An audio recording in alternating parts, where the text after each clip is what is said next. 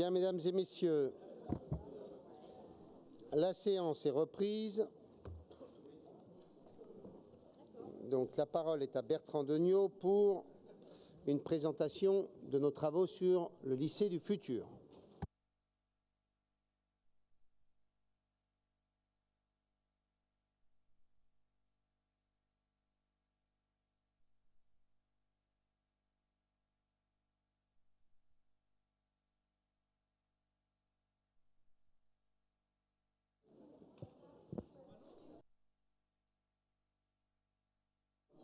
Ces données, c'est pour la Haute-Normandie, ça. C'était pour la comparaison.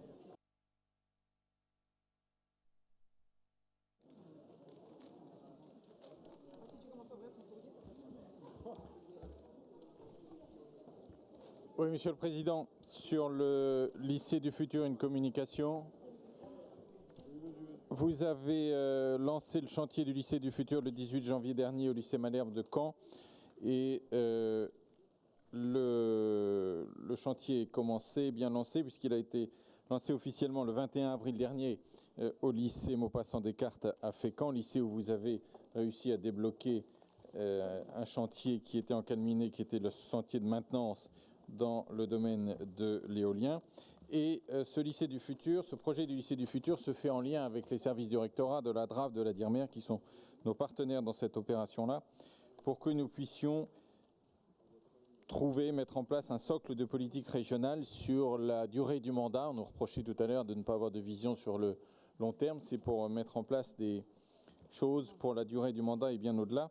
Et ce chantier du lycée du futur se fait en partenariat donc avec l'Éducation nationale et la DRAF, puisque nous avons établi un panel de lycées dans lesquels des groupes de travail se sont mis en place. Ils se sont réunis à Fécamp et un certain nombre d'entre eux continuent à travailler dans le cadre de leur lycée. Et j'ai invité fortement les chefs d'établissement, le jour où nous nous sommes vus à Fécamp, d'intégrer dans leurs réflexions, dans leurs discussions, outre les agents des lycées, les personnels enseignants bien évidemment, et aussi les représentants de parents d'élèves et les élèves eux-mêmes. Donc la liste rapidement des lycées qui sont appelés à Phosphorès sont lycée Anita Conti de Fécamp, Marie Curie de Vire, Grilleux de Rouen, La Place de Caen, Le Roi d'Évreux, Mermoz de Vire, le lycée agricole de Saint-Lothaire, le lycée Salvador Allende d'Hérouville, le lycée Jeanne d'Arc de Sainte-Adresse, le lycée Auguste Chevalier de Donfront, le lycée Liard de Falaise, le lycée Michel de Gisors, le lycée Porte-Océane du Havre,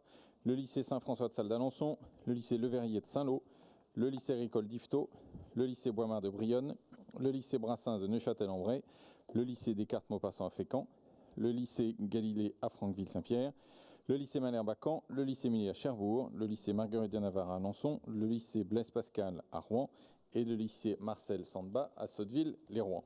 Plusieurs thèmes ont été proposés à la réflexion et le but global, c'est d'ouvrir le lycée normand, d'ouvrir des perspectives, d'ouvrir des discussions, d'ouvrir des réflexions sur plusieurs thèmes. Le premier sur l'environnement local, économique, culturel des lycéens, de faire en sorte que le plus possible l'approvisionnement des restaurants scolaires se fasse au niveau normand et que chacun puisse découvrir aussi le patrimoine culturel, touristique, territorial, économique de notre région. S'ouvrir sur le monde professionnel, sur l'entreprise, afin que ces deux mondes qui se côtoient, qui ne se connaissent pas forcément, qui ne s'apprécient pas forcément, tout ça parce qu'il y a des préjugés, tout ça parce qu'il n'y a pas de discussion suffisante entre eux.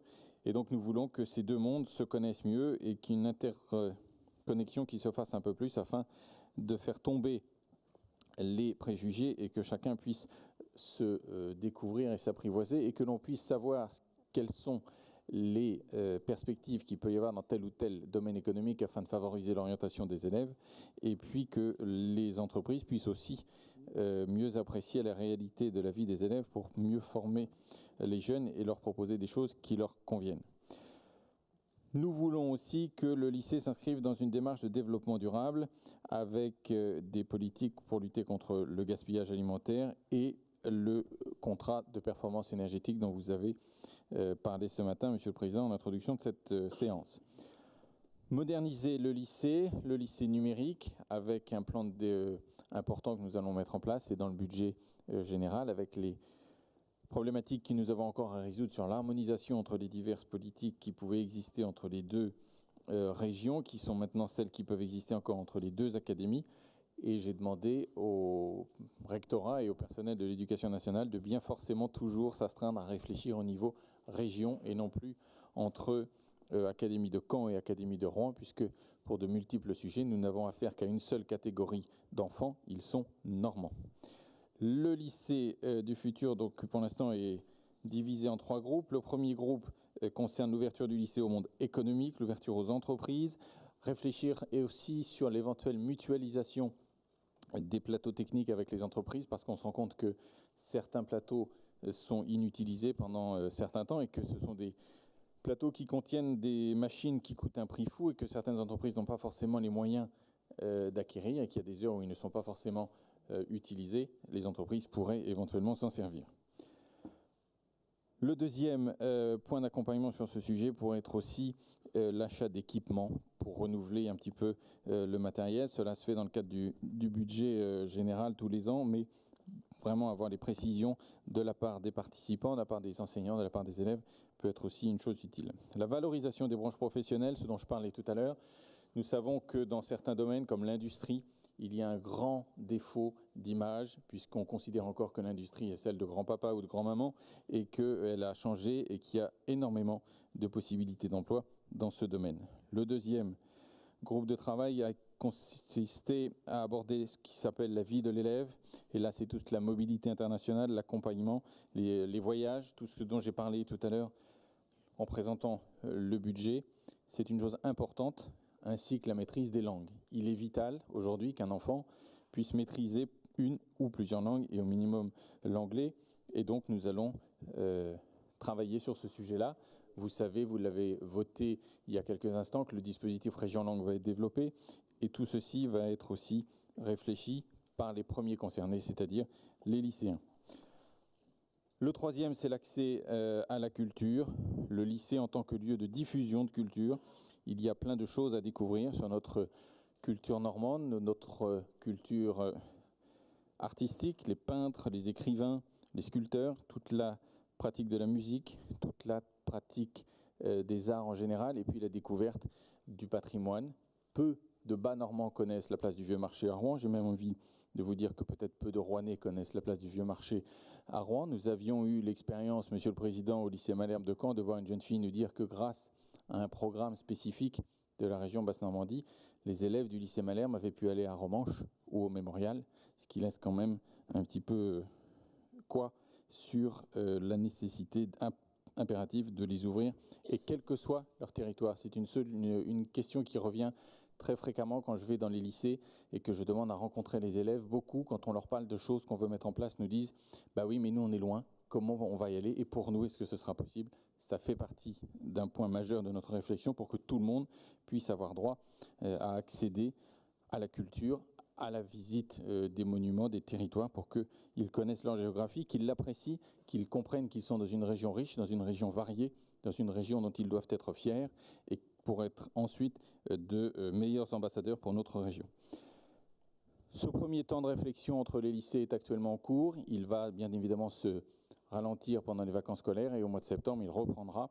Et nous élargirons par 3 tables rondes qui seront organisées en parallèle puisque notre objectif c'est d'ouvrir le lycée du futur, ouvrir la discussion et permettre à tous celles et tous ceux qui sont intéressés par la modernisation de la politique en matière de lycée, pour donner leur avis, pour faire part de leurs expériences. On sait qu'il y a beaucoup d'entreprises qui sont intéressées, l'UIMM est intéressé pour participer à ce genre de réflexion. Ils ont déjà cofinancé avec le rectorat et la région des formations. Il y a une très récente à l'Aigle dans l'Orne qui a été inaugurée la semaine dernière et qui est tout à fait intéressante et qui est en plein dans le sujet qui nous occupe.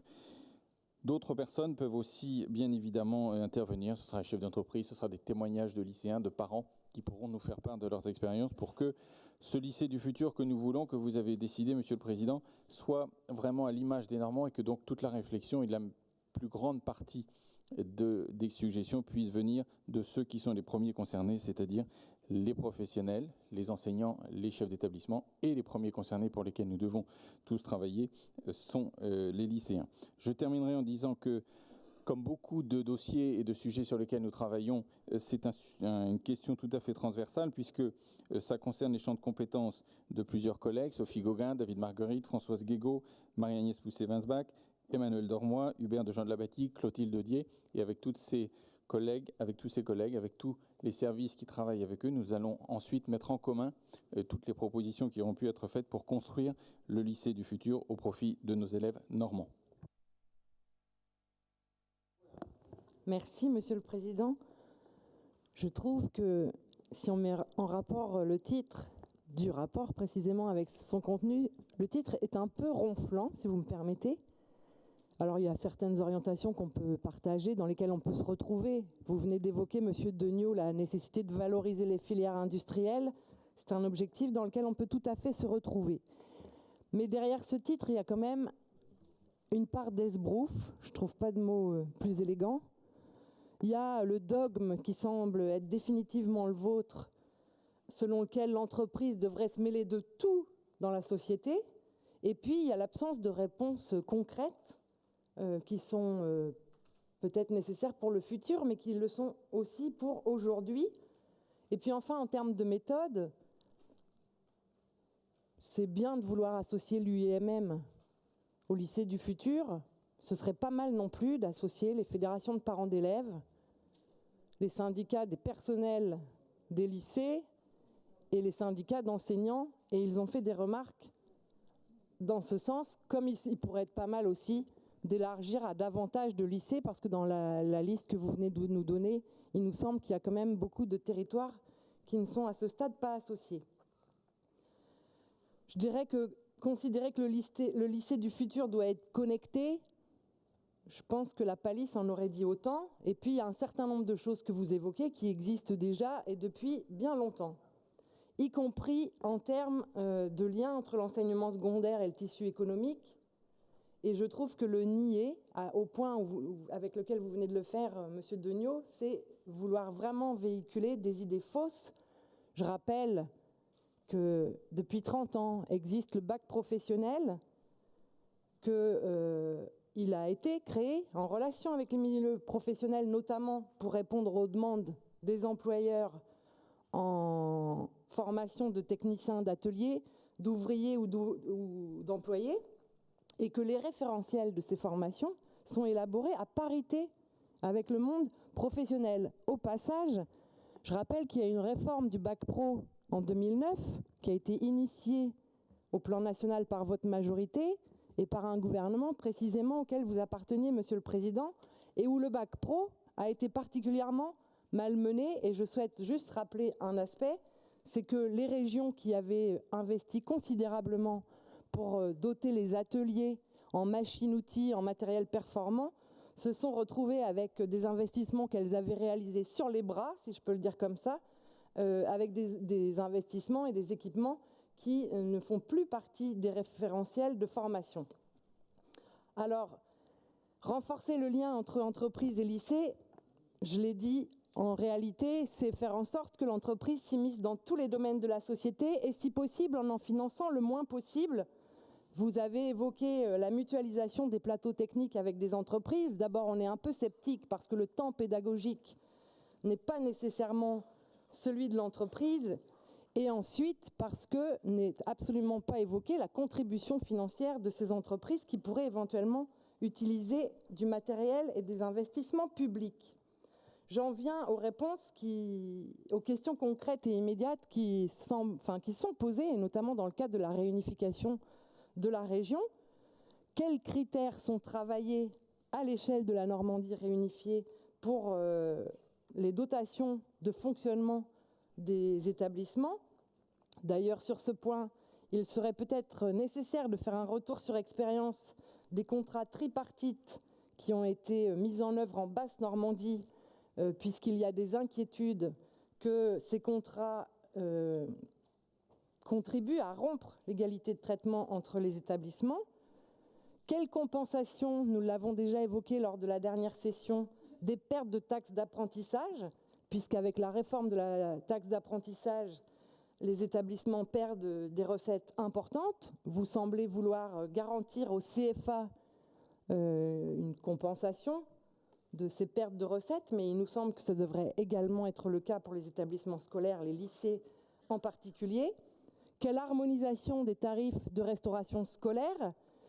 Et à nos yeux, l'harmonisation des tarifs doit s'accompagner d'une politique de tarification sociale qui prenne en compte les ressources des familles. Je ne vais pas développer sur la situation sociale que connaissent aujourd'hui les Normands, mais ça nous semble indispensable. Et enfin, sont évoqués les internats, mais essentiellement dans leur version internat d'excellence. Et il y a là aussi un travail à mener pour rénover les internats existants, mais aussi pour offrir des places en plus grand nombre, puisqu'on constate qu'aujourd'hui, ces places sont en nombre insuffisant.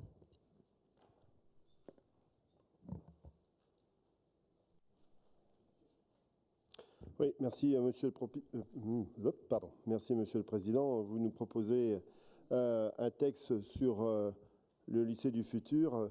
On attendait à l'occasion de cette communication un texte fondateur dressant un programme, une feuille de route pour 6 ans. On attendait des annonces chiffrées, des annonces pour favoriser la scolarité des apprentis, des élèves et des étudiants dans les lycées normands. Le texte que vous nous proposez est un compte-rendu de 3 groupes de travail avec à chaque fois dans le texte, je lis, pistes de réflexion. Ce n'est pas là un programme, encore une fois, sur ces groupes de travail qui se sont réunis, sur l'ouverture du lycée au monde économique, la vie de l'élève et l'accès à la culture. On espérait avoir d'autres pistes. Dans le texte qui nous est présenté, le compte-rendu du premier groupe de travail, ouverture du lycée au monde économique, est le plus développé, mais pourtant c'est sur cette thématique que la compétence de la région est la moins évidente. Vous proposez de développer un partenariat pour, je cite, une montée en compétence des équipes enseignantes ou encore, autre piste de réflexion, vous souhaitez développer la pédagogie de projet, associer les élèves à des projets communs faisant intervenir différents partenaires du monde économique. Je ne vois pas dans ces pistes de réflexion les leviers de la région et comment la région peut agir sur ces thématiques. On aurait pu attendre une annonce sur les équipements. Nous avions proposé de doter chaque lycée technologique ou professionnel d'une imprimante 3D, ce qui correspondrait un peu plus à votre concept là, du lycée du futur. On attendait des annonces importantes dans le deuxième groupe qui correspond aux compétences de la région, le groupe sur la vie de l'élève. Là encore, on aurait pu attendre des propositions pour favoriser la scolarisation des élèves et des étudiants dans les lycées. Mais on ne retrouve aucune proposition, rien sur l'éducation à la santé ou la prévention des MST, l'éducation à la contraception, rien sur la lutte contre l'obésité, la politique de santé, rien sur la généralisation des budgets participatifs qui permettent d'accompagner les conseils de la vie lycéenne, favorisant ainsi l'éducation à la citoyenneté. Rien sur l'éducation des lycéens à l'éducation aux écrans pour prévenir des dérives liées à l'utilisation des réseaux sociaux. Cela se faisait dans l'ex-Basse-Normandie. Il y avait un travail important de mener, notamment auprès des élèves de seconde. Rien sur les lieux de vie des élèves. Pourtant, il existe des besoins, tant au niveau des foyers ou des structures pour accompagner les internats dans tous les lycées normands. Rien enfin sur l'organisation des transports scolaires, compétence régionale à partir du 1er janvier 2017. Nous avions proposé la gratuité des transports scolaires et ce n'est fait pas partie de la feuille de route qui nous est présentée. Mais je voudrais enfin connaître votre position sur les conséquences de la baisse démographique de la population scolaire dans certaines zones. Cela va impacter la structure de lycée et donc avant de réfléchir à mettre en perspective ou de vouloir créer un label lycée du futur, je voudrais vous interroger sur ce sujet. À partir de 2017, quand la génération née en 2000 aura quitté les lycées, les prévisions d'effectifs présentent une baisse d'au moins 300 élèves en 2017, de moins 500 en 2018 pour les 3 départements Manche, Calvados et plus particulièrement dans l'Orne. Je pense au lycée de la Ferté-Massé, 316 lycée de 316 élèves, le lycée d'Argentan, 200 élèves, petite structure. Les exemples sont nombreux. Et on voit bien qu'à l'occasion de cette baisse démographique, ce sont des lycées qui seront probablement mis en difficulté. Alors, pour le futur des lycées, je voudrais connaître votre position sur la fusion des lycées et la gestion des locaux vides qui existent. C'est à peu près 30% de certains bâtiments actuellement pour rationaliser les coûts. Je vous remercie.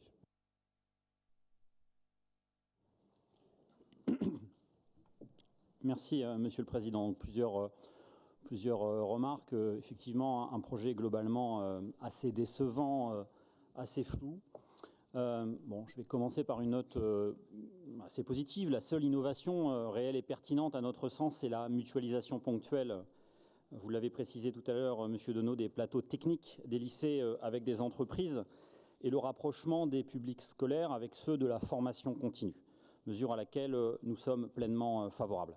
Nous prenons acte également de la volonté d'introduire les produits normands dans la restauration scolaire, mais là encore, en fait, vous avez été particulièrement flou.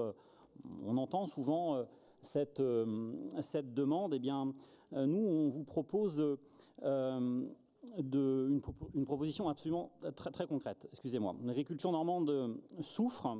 La crise touche prioritairement, vous savez, les filières du porc, du lait, mais aussi de la viande bovine et du maraîchage. Or, l'une des revendications des agriculteurs normands est de pouvoir vendre leurs produits sur le marché et aussi sur le marché local. Notre collectivité a en charge les cantines des lycées. Cela représente un marché très important qui doit, dans ce contexte de crise grave, bénéficier avant tout à nos producteurs et satisfaire pleinement les jeunes consommateurs en leur donnant la possibilité de manger des produits de bonne qualité. Le Conseil régional pourrait ainsi s'engager à faire introduire dans les appels d'offres de la restauration scolaire des lycées des critères sociaux et environnementaux, lesquels sont mentionnés aux articles 14 et 53 du Code des marchés publics. Ces clauses permettent la sélection prioritaire des produits alimentaires, respectant notamment, je cite le rapport, les performances en matière de développement des approvisionnements directs de produits de l'agriculture. Ainsi, les exigences de la région Normandie pour les marchés publics d'approvisionnement alimentaire permettront, dans le respect de la légalité, de mettre en avant les critères de qualité et de protection de l'environnement, ce qui implique notamment la moindre dépense de carburant fossile.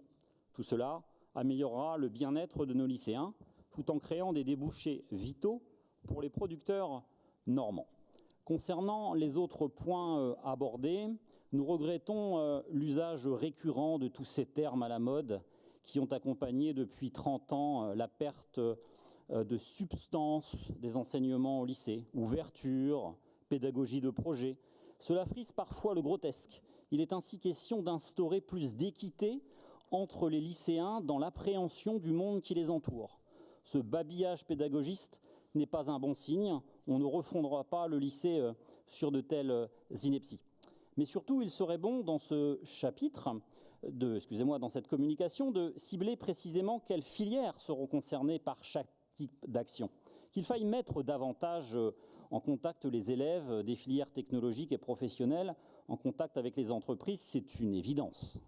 Mais pour les filières générales, une simple information sur les métiers et les filières professionnalisantes serait plus adaptée.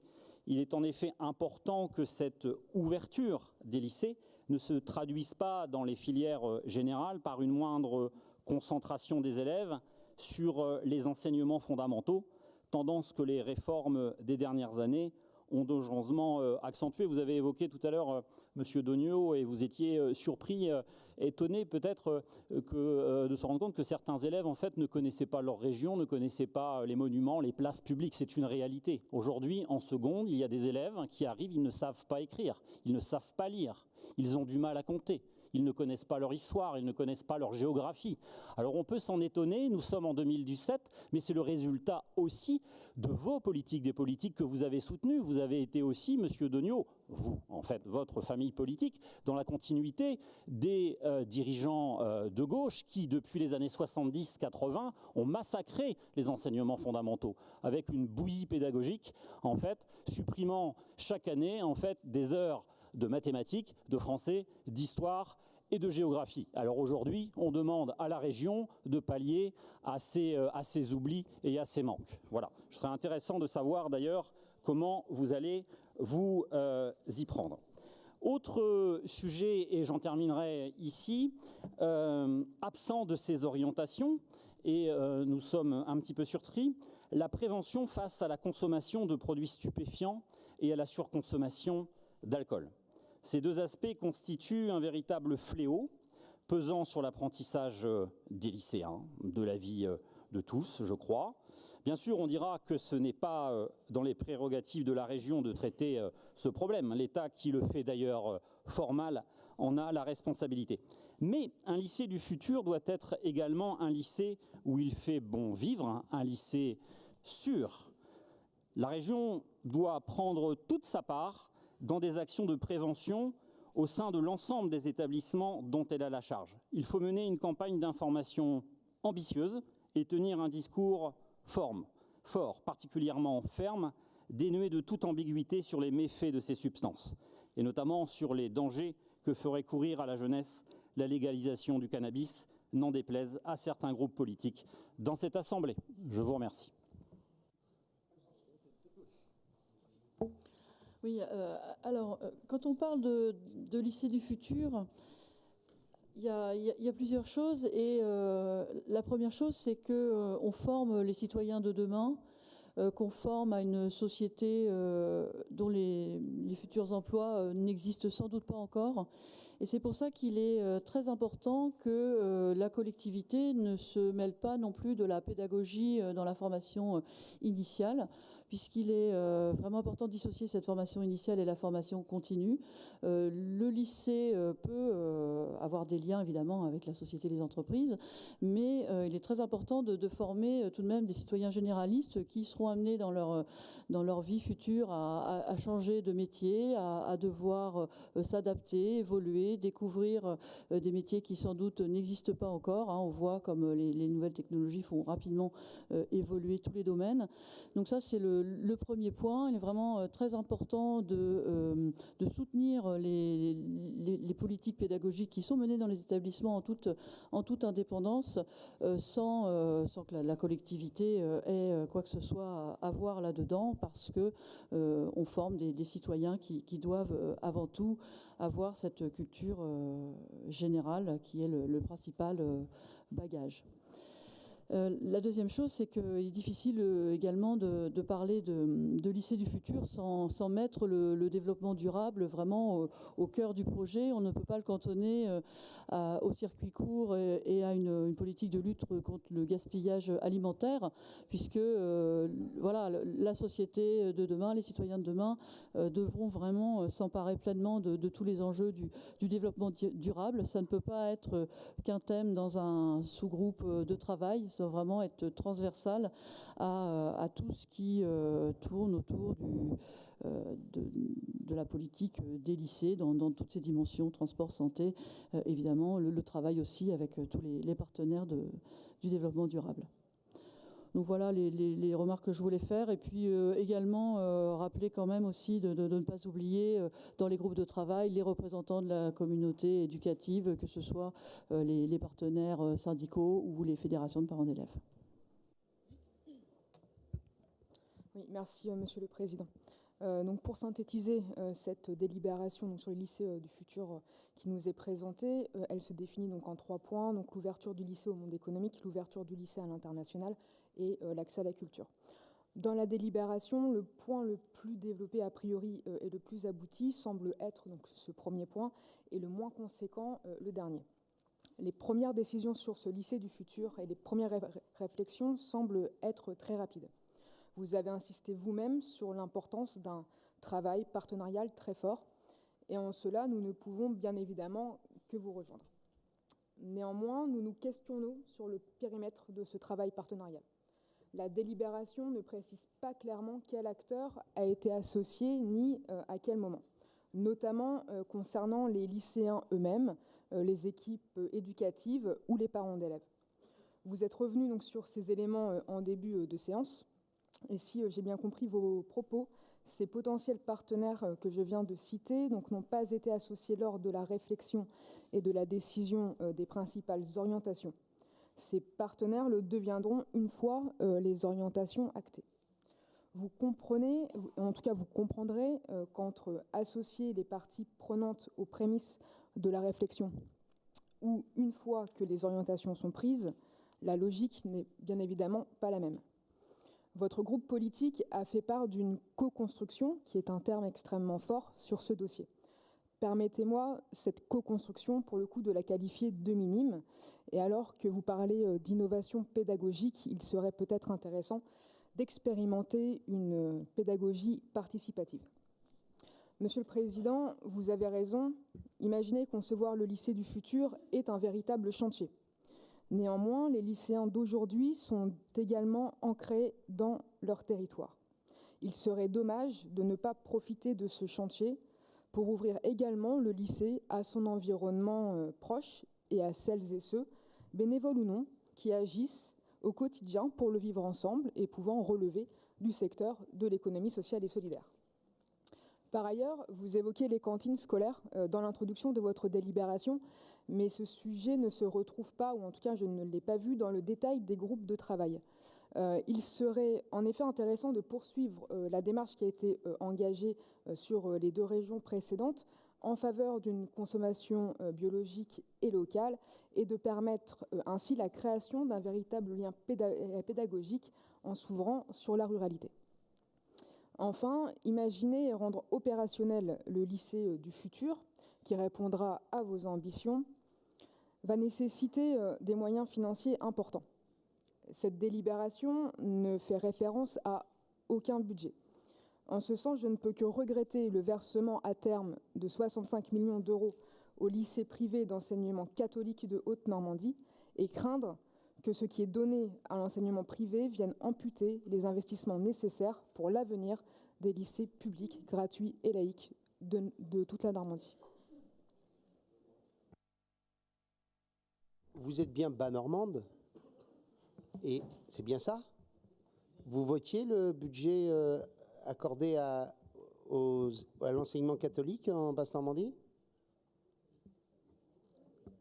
D'accord. Mais je vous rappelle simplement que par élève, c'est plus élevé que ce que la Haute-Normandie va accorder. Donc, ça doit quand même dû vous poser des problèmes de conscience, quand même, non?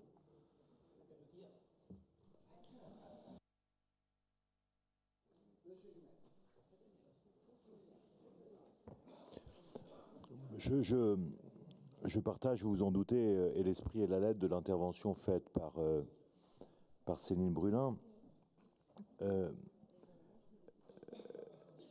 Cela dit, je veux regretter, comme maire de Dieppe, que les lycées de ce territoire n'aient pas été retenus au regard de l'investissement et de la communauté éducative et du monde économique. 3 exemples qui viennent attester cela. D'abord, le lycée Émulation, qui sans attendre d'ailleurs les effets de mode sur l'ouverture sur l'économie réelle, a établi depuis longtemps un partenariat, un plateau technique partagé avec EDF sur les métiers de l'énergie et de la maintenance. Cet effort est gommé lorsque je vois que ce lycée n'est pas retenu.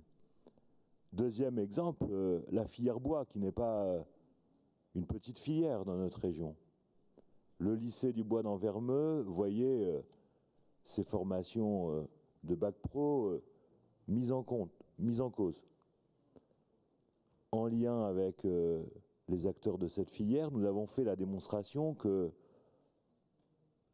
GPEC dans ce domaine nécessitait de former des jeunes si l'on voulait préserver cette filière, et nous sommes parvenus à convaincre le rectorat, qui déjà était dans une logique de RGPP, à consolider les filières de formation dans ce domaine, effort qui semble nier puisque ce lycée n'est pas retenu. Enfin, je veux à mon tour mettre en garde sur la nécessité, évidemment, de bâtir des formations connectées aux besoins des bassins de vie, connectées aux besoins de renouvellement des savoir-faire, mais mettre en garde sur le risque qu'il y a à ce que les syndicats patronaux captent l'énergie et l'intelligence réalisées dans les lycées à leur unique profit. 2 exemples. Le lycée du Golfe, à Dieppe, qui a un savoir-faire reconnu dans le domaine de l'hygiène et du nettoyage industriel, a bâti un projet intelligent de BTS avec les acteurs. Le syndicat patronal des entreprises de nettoyage industriel a trouvé l'idée tellement bonne qu'il a exporté le projet de BTS au Havre dans une dynamique qui n'est pas une dynamique de formation d'éducation nationale. Le lycée Pablo Neruda à Dieppe, qui vient de conventionner avec 3 écoles d'ingénieurs, y compris parce que je considère, et j'imagine que vous êtes d'accord avec ça, que l'égalité des territoires, ce n'est pas simplement un discours, c'est la nécessité de permettre dans chaque territoire, de permettre aux gamins, aux jeunes, de poursuivre des cursus après le bac. A signé donc 3 conventions avec des écoles d'ingénieurs, bâti des propositions de formation post-bac de BTS, IPM, remis en cause par l'État, ou de BTS autour de la maintenance industrielle avec la grappe Méca-Énergie de Patrice Gau, 70 entreprises, 7000 emplois concernés.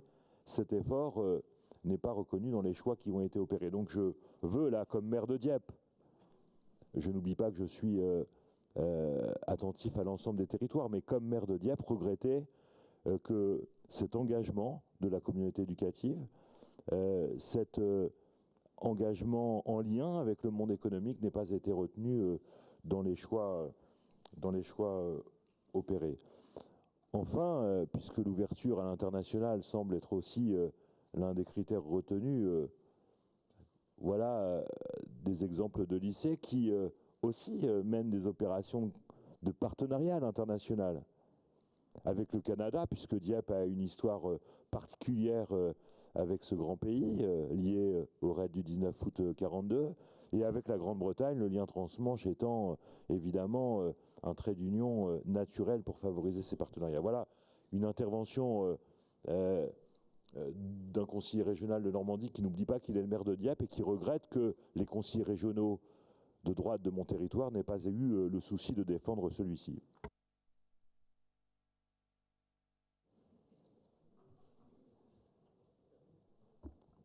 Oui, c'est bon. Oui, les choses importantes ont été dites par Claudie Launois. Moi, je voulais juste répondre à l'intervention de M. Penel qui n'a pas manqué de nous sortir, le type d'argumentaire qu'on entend tout le temps. Donc, on a invoqué la République, l'orthographe, l'histoire de France. M. Penel, pardon, mais en attendant, ce sont les militants de votre parti, de votre mouvement, qui cette semaine font des tags sur la fédé de leur Dieu Parti Socialiste. Du Parti Socialiste, bien sûr, la République, nous ne l'avons pas très bien vu dans les tags antisémites. L'orthographe, nous ne l'avons pas très bien vu, le respect de l'orthographe avec la faute à chaque mot, l'histoire de France, le Troisième Reich. Alors écoutez, je voulais juste donc en profiter pour vous dire, Monsieur Penel, qu'à défaut, et tant que vous ne serez pas majoritaire partout, peut-être que vous pourrez commencer par faire un peu de formation pour vos militants et vos cadres. Ce serait pas mal. Voilà, je vous remercie. Ah, on se calme.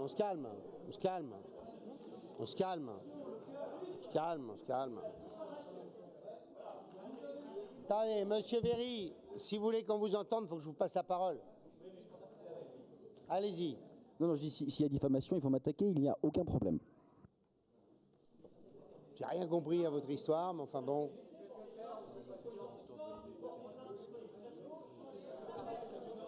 Bon, allez. Monsieur Bay. Monsieur Bay. Merci, Monsieur le Président. Je ne voudrais pas allonger inutilement nos débats à cette heure déjà déjà assez avancé, mais les propos de M. Véry sont absolument inacceptables. Il en répondra d'ailleurs devant le tribunal correctionnel pour les propos qu'il a tenus dans les colonnes du Paris-Normandie il y a quelques jours. Il ferait bien d'être un peu plus prudent dans ses propos. Quand on porte des accusations aussi graves sans le moindre début de commencement d'éléments de preuve, ça disqualifie celui qui tient précisément ces propos. Quand vous mettez en cause le Front National pour une dégradation qui a eu lieu sur la permanence du Parti socialiste sans aucune preuve, c'est absolument pitoyable comme méthode. Et j'aimerais bien vous entendre lorsque, comme tout récemment à Rouen, la permanence du Front National a été, elle, très largement dégradée, non pas quelques inscriptions comme ça a été le cas sur la vôtre. Donc je vous invite à un peu de retenue dans vos propos si vous voulez éviter de vous faire condamner en correctionnel. Merci. Oui, bien sûr, et je ferai évidemment très court. Je ne vais pas parler forcément de droit ce soir parce qu'on est dans une assemblée politique, donc je répondrai politiquement. Les seuls propos dont je veux bien répondre sont ceux qui ont été écrits, et j'ai parlé de soutien du Front National, et excusez-moi, mais sur le tag, il avait marqué Marine Le Pen 2017, et donc voilà. Bon, allez, bon. Monsieur Degnaud pour répondre. On va revenir au sujet que des débats de cours d'école. Bien, je vous rappelle que nous sommes censés parler de l'avenir des... Est-ce que c'est vous qui n'avez pas machin, etc. Je vous rappelle que nous sommes obligés, nous sommes aujourd'hui en train de parler de l'avenir de nos enfants et qu'il serait bien d'y revenir. Alors, pour répondre à ce qui a pu être dit... S'il vous plaît. Pour répondre... S'il vous plaît, Monsieur Penel. Pour répondre à ce qui a pu être dit... Monsieur Penel, vous allez...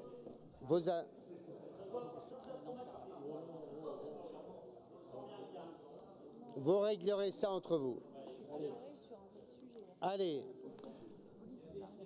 Bien, donc, comme nous sommes là pour parler de l'avenir des enfants, je voudrais donc rappeler un certain nombre de choses. D'abord, ce rapport-là n'est en aucun cas un rapport de décision, mais c'est un rapport de point d'étape sur un lancement de processus qui n'est en aucun cas un rapport sur lequel vous devrez voter, donner une décision qui emportera l'avenir des lycées.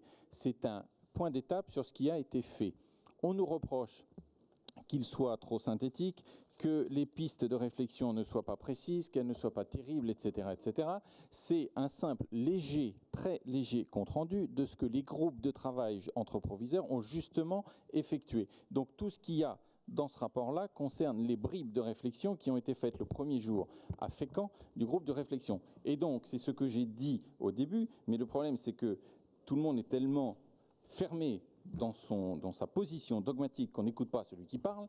J'ai dit clairement que j'avais invité les chefs d'établissement à continuer la réflexion dans leur lycée. J'ai dit aux chefs d'établissement que je les invitais fortement à faire discuter les représentants de parents d'élèves, les représentants d'élèves, les agents, tous ceux qui travaillent dans les lycées, qui étudient dans les lycées, pour qu'on puisse avoir une vision commune et globale.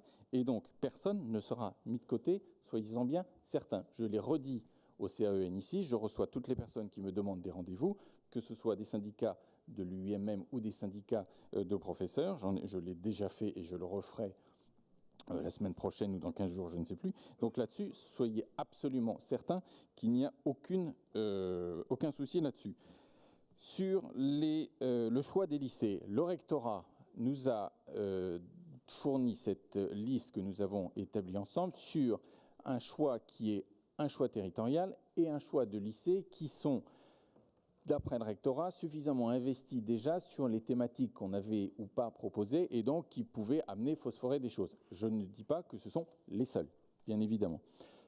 Par ailleurs, les tables rondes qui auront lieu à l'automne seront dans des lieux dans lesquels les lycées qui ont phosphoré, ce ne sera pas dans les lieux des lycées qui sont déjà sur cette liste-là. Ce sera dans d'autres territoires et je suis ravi d'apprendre que la ville de Dieppe nous accueillera pour éventuellement une des tables rondes parce que, et je remercie M. Jumel d'avoir été constructif dans ses inquiétudes, dans ses propositions, dans ce que vous avez dit, il y a des choses intéressantes. Il y a des pistes de choses qui peuvent peut-être être poursuivies, d'autres qui peuvent être corrigées, mais justement, l'objectif de ce chantier du lycée du futur, de ces groupes de travail, de ces tables rondes qu'on mettra en place à l'automne, à l'instar de ce qui se fait pour le Grenelle de l'apprentissage, c'est justement de pouvoir tout mettre sur la table, et on travaille, et on discute, sans tabou, calmement, pour voir ce qui va, pour voir ce qui ne va pas, pour qu'au final, on prenne des décisions, on fixe des arbitrages budgétaires pour ensuite trouver des solutions pour nos enfants. Donc ce ne sont pas des discussions, ce ne sont pas des décisions, mais ce sont bien des discussions. Sur l'aspect financier et des dotations et l'égalité de traitement, on vient de voter le budget, vous avez les chiffrages qui ont été donnés.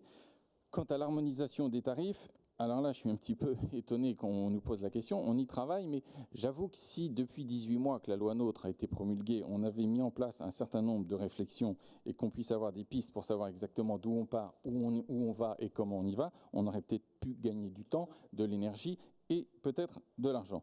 Les internats, le budget, j'en ai parlé tout à l'heure, on en finance la réflexion physique. Les gymnases, il y a un plan en Haute-Normandie qui existait. Je crois qu'il y a 16 gymnases qui ont été de mémoire ou construits ou en réflexion. Le programme va se poursuivre. Il n'y a aucune raison que cela ne soit pas fait. Et quant à l'égalité de traitement, elle se fera bien évidemment. Sur les marchés publics, j'oublie, vous m'avez posé une autre question sur la baisse démographique. Il y a quelqu'un qui m'a posé une question sur les baisses démographiques. Le problème est là, nous sommes une des régions qui connaîtra une baisse démographique. Toutes les régions de France ne seront pas dans cette situation. Il y a donc... Oui, mais bon, en tout cas, la Normandie aura une difficulté démographique. Nous en sommes bien conscients.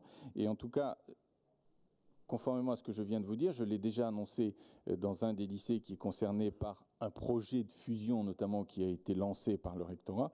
Les décisions se prendront en temps voulu.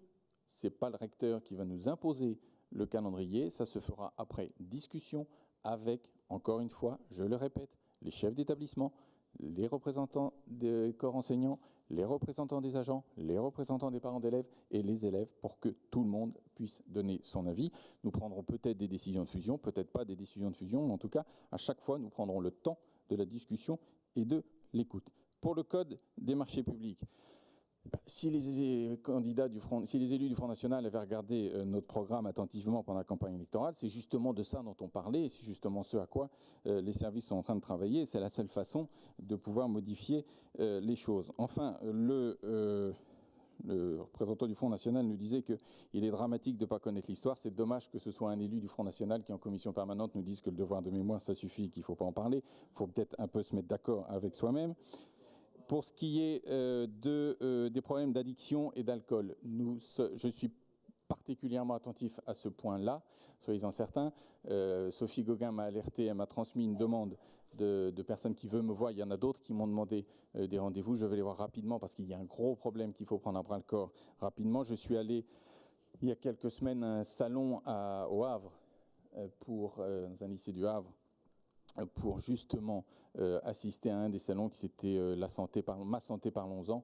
C'est la CODA du Havre qui mettait ça en place. Et j'ai vu plein de choses très intéressantes, une façon de parler aux lycéens qui était très intéressante. Et donc on va prendre ce sujet à bras-le-corps pour que les problèmes soient réglés. Et enfin, je voudrais rassurer l'élu de Europe Écologie Les Verts qui disait que la région n'avait pas à se mêler de la pédagogie. Je suis tout à fait conscient là-dessus. Vous pouvez faire confiance aussi au recteur Cabourdin pour que nous ne mettions pas un pied en dehors de nos compétences et que nous restions bien dans ce qui est parfaitement la compétence légale de la région et qu'en aucun cas nous empiétions dans le champ de compétences du rectorat. Donc encore une fois, la communication qui est faite là aujourd'hui, c'est un point d'étape, un point d'information. La discussion continue. Tous ceux qui peuvent et qui veulent discuter sont forcément les bienvenus. Au mois de septembre, nous allons relancer une deuxième phase. Rien n'est décidé et tout ce qui pourra venir des Normands servira à notre réflexion qui vous sera présentée en temps voulu. Nous aurons un débat entre nous pour que nous construisions ce lycée du futur. Merci pour l'implication de Bertrand sur ce dossier. Donc c'est toujours à Bertrand Dognaud la parole sur le protocole transactionnel sur les lycées d'enseignement catholique. Alors, ce protocole, tout le monde sait à peu près de quoi nous parlons. Mais encore, quoique, d'après ce que j'ai entendu depuis ce matin, je me dis qu'il y a quand même un certain nombre de choses sur lesquelles il va falloir revenir pour expliquer un petit peu de quoi on parle. La loi La loi, c'est l'expression de la volonté générale, c'est ce qui est voté et ce qui s'applique à tout le monde. Et c'est l'article L442-9 du Code de l'éducation qui nous dit que la région doit verser au bénéfice des classes sous contrat d'association, j'attire bien l'attention de tout le monde, c'est qu'il s'agit bien des lycées privés sous contrat, une contribution forfaitaire versée par élève et par an, calculée selon des critères fixés par le même article. Et donc, nous devons verser une contribution qui est calculée en fonction des dépenses de rémunération de ces personnels techniques des lycées et une contribution calculée en fonction des dépenses de fonctionnement matériel de l'externat des lycées. Ces deux contributions sont majorées pour permettre de couvrir les charges dont les lycées publics sont dégrevés. L'État, lui, prend en charge une autre partie des dotations qui sont versées aux établissements. Le problème, c'est que en l'ancienne Haute-Normandie, il y avait un litige puisque la région Haute-Normandie versait moins que ce que les OGEC, les organismes de gestion de l'éducation de l'enseignement catholique, pouvaient prétendre. Et donc, il y a eu des discussions qui ont été engagées dans les années 2009, 2010, 2011, lesquelles discussions ont tourné court, et les OGEC n'ont pas eu d'autre solution que de saisir le tribunal administratif pour avoir la possibilité de faire droit, enfin d'exprimer leur demande. Ils ont fait deux sortes de recours, un recours au fond et un recours en référé devant le président du tribunal administratif. La requête indemnitaire au fond portait sur la somme de un petit peu plus de 46 millions et la demande d'expertise visait à ce qu'un expert indépendant fixe exactement la somme à laquelle la région serait, selon les OGEC, condamnée à payer pour respecter la loi. L'expert est désigné par le président du tribunal administratif et, première bizarrerie, contrairement à ce qui se fait habituellement quand on demande une expertise et que la juridiction l'ordonne, c'est que celui qui demande l'expertise en avance les frais. Or là, bizarrement, le président du tribunal administratif estime que c'est à la région d'avancer les frais d'expertise, 83 000 €. Ensuite, l'expertise commence et l'expert rend ses premières conclusions sur des bases de calcul, certaines pouvant être retenues par les uns et par les autres, d'autres non. Mais les premières conclusions de l'expert qui nous sont arrivées en janvier 2016, c'est-à-dire dès que nous avons été installés, démontrent bien que pour l'année 2009, il y avait une carence d'un peu plus de 7 millions, 7,5 millions. Au final, si on retenait l'évaluation de l'expert, on avait donc un capital de retard qui pouvait être de 52,5 millions de condamnations éventuelles. Ce à quoi s'ajoutent, bien évidemment, les intérêts moratoires, et le forfait de l'année, soit une somme de près de 58 millions d'euros. Ce à quoi s'ajouteraient éventuellement les frais totaux de prise en charge d'expertise et les frais totaux de prise en charge d'honoraires du ou des avocats des OGEC, puisque c'est la règle. Dès lors qu'une décision au fond nous est défavorable, nous prenons en charge les frais d'expertise et les frais d'avocat. C'est donc une somme de près de 60 millions qui pouvait être éventuellement mise à la charge de la région après la condamnation. Hervé Morin, pendant la campagne électorale, avait dit qu'il regarderait le sujet à bras-le-corps et qu'il prendrait une décision rapide en fonction des conclusions qui pourraient lui être soumises. Quand nous avons vu les premières conclusions de l'expert, il est apparu évident que, 1, pour respecter la loi, 2, par respect des contribuables normands, il nous incombait de trouver une solution et donc de trouver une transaction possible. Donc, nous nous sommes rapprochés des OGEC et nous avons fait des propositions. Je veux souligner que les OGEC ont été particulièrement ouverts à la discussion et qu'ils ont fait un effort assez important. Ainsi, nous sommes arrivés à un coût global de 44 847 385,75 €, soit, si on arrondit, une somme économisée de 15 millions d'euros, puisque les OGEC gardent pour eux les frais d'avocat, que nous prenons en charge les frais d'experts, mais que les OGEC font une croix aussi sur les intérêts moratoires, ce qui fait que, au final, contrairement à ce qui a pu être dit depuis ce matin, c'est une économie de 15 millions qui a été permise grâce à cette transaction. J'attire votre attention également sur le fait que nous respectons la loi, que nous respectons un engagement de campagne et que, en toute hypothèse, vous l'avez bien vu quand on vous avait voté le budget, nous respectons aussi l'équité puisque pas un centime de moins n'est versé à un lycée public par rapport aux années précédentes, que ce soit en Basse ou en Haute-Normandie.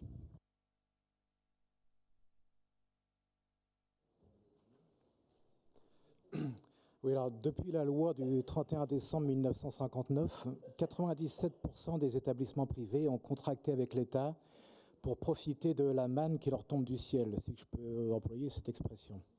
Paiement de leurs enseignants et de leur formation sur le budget de l'éducation nationale, paiement de l'ensemble de leurs frais pédagogiques et de fonctionnement, entretien, chauffage, électricité, mobilier, etc., par les collectivités territoriales, ainsi que, dans certains cas, participation aux investissements immobiliers.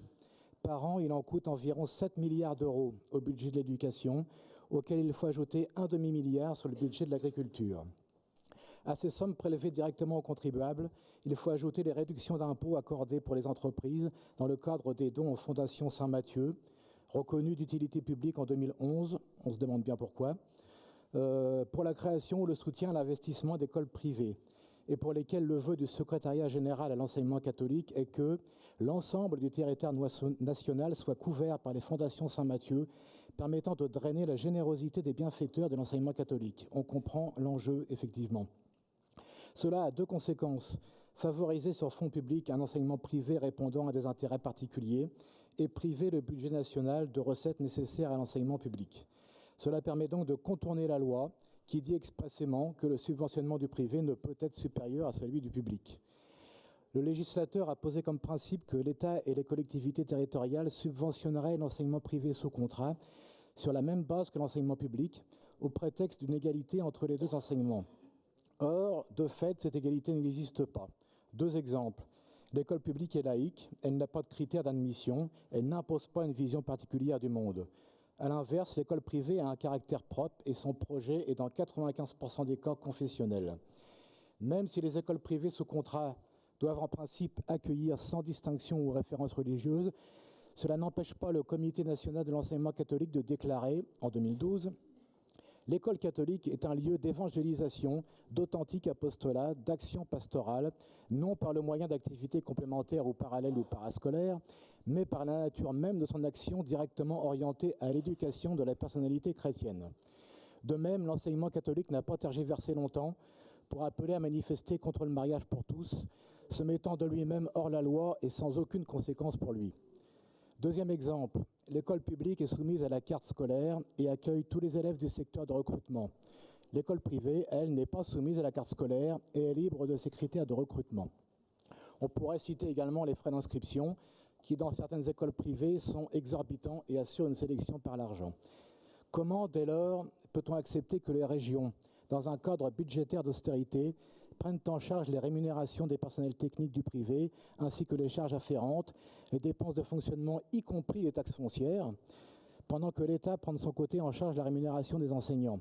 Cet argent public représente 80% du budget du privé, alors même que ces écoles ne connaissent jamais les suppressions de postes ou les fermetures de classes. Nous sommes donc fermement opposés au versement par la région, à la suite de ce qui s'apparente à une capitulation en race campagne sans combat, des 45 millions réclamés par les OGEC. C'est un geste incompréhensible, surtout lorsque, d'un autre côté, le département de Seine-Maritime supprime les bourses des collégiens du public. Le message envoyé par la droite locale, le message que vous envoyez, est désespérant pour tous les personnels du public qui travaillent dans des conditions souvent très dures avec un manque de moyens criant.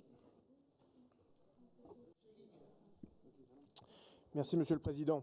À cette heure déjà avancée, je me dois pourtant de faire un petit rappel historique. Bref, depuis 2009, les présidents Alain Leverne puis Nicolas Meyer-Rossignol ont procédé volontairement et en toute responsabilité à la révision du mode de calcul du forfait versé par la région Haute-Normande au lycée privé.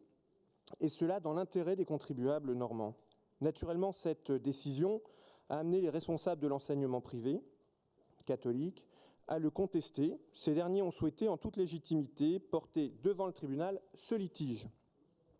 Contre toute attente, toute logique, mais surtout afin de répondre à une promesse électorale, vous proposez aujourd'hui de transiger à hauteur de 44 millions d'euros pour le budget 2016, auquel s'ajoutent 4,3 millions d'euros par an sur les 5 prochaines années, soit un cadeau de près de 65 millions d'euros fait à l'enseignement confessionnel pour les seuls départements de la Seine-Maritime et de l'Eure. Rappelons-le, pour la Basse-Normandie, la transaction, quant à elle, porte sur 11 millions d'euros, alors qu'il y a plus d'établissements privés dans les 3 autres départements. Dans le cadre de la procédure juridique, le précédent exécutif avait provisionné la somme de 30 millions d'euros afin de répondre au contentieux le cas échéant, ce qui, entre nous, est déjà une somme. En effet, la précédente majorité régionale, s'il vous plaît, on parle d'éducation, la première des éducations, c'est de s'écouter. En effet, parfaitement, et oui, je suis peut-être un peu passéiste. En effet, la précédente majorité régionale a exprimé publiquement ce qu'elle ne voulait pas, un accord onéreux pour les Normands qui ne profiterait qu'à l'enseignement confessionnel, et cela, il va de soi, au détriment de l'enseignement public. Aujourd'hui, au travers de cette délibération, vous nous indiquez tout aussi clairement ce que vous souhaitez. Rompre avec un équilibre difficile, quitte à transiger avec des valeurs essentielles de notre République, celle de la laïcité. Vous aurez du mal à nous faire croire que cette décision est une solution technique, celle de renoncer à aller au bout de la démarche juridique. Votre décision à ce jour est avant tout politique, celle d'offrir à l'enseignement catholique de 2 départements sur 5 que compose la région un chèque de 65 millions d'euros, une somme considérable. Historique, car elle ouvre une brèche pour l'ensemble des départements de Normandie et vient rompre l'équilibre, la justice entre l'enseignement privé et l'enseignement public qui a toujours prévalu dans notre région.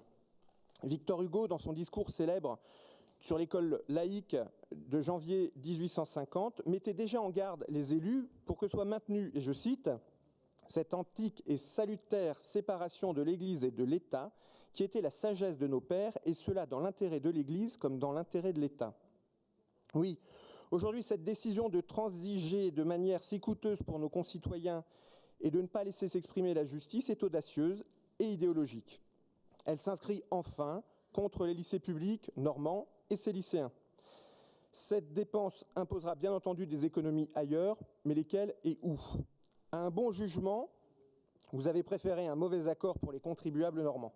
Vous l'aurez compris, attaché au principe de laïcité et de bonne gestion, 2 règles qui ne sont pas à l'origine de cette délibération, nous voterons contre celle-ci.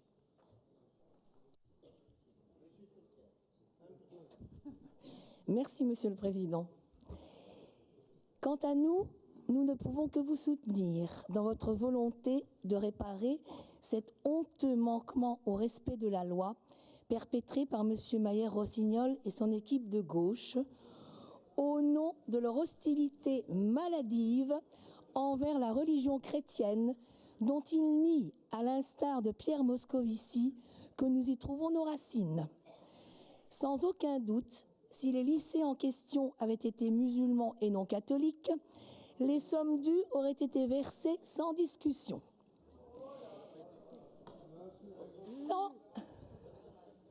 Sans préférer le curé à l'instituteur, pour reprendre les propos idéologiques méprisants de la ministre de l'Éducation nationale, nous souhaitons que le Code de l'éducation soit appliqué partout en Normandie et que l'égalité de traitement entre les établissements publics et privés en ce qui concerne le financement public de leurs dépenses de fonctionnement soit respectée. Il ne s'agit pas d'accorder un chèque cadeau aux lycées privés, mais de leur payer ce qui leur est dû de plein droit. Ce matin, M. Mayer-Rossignol demandait comment le budget de la région pourrait supporter cette nouvelle dépense. Eh bien, nous avons la réponse.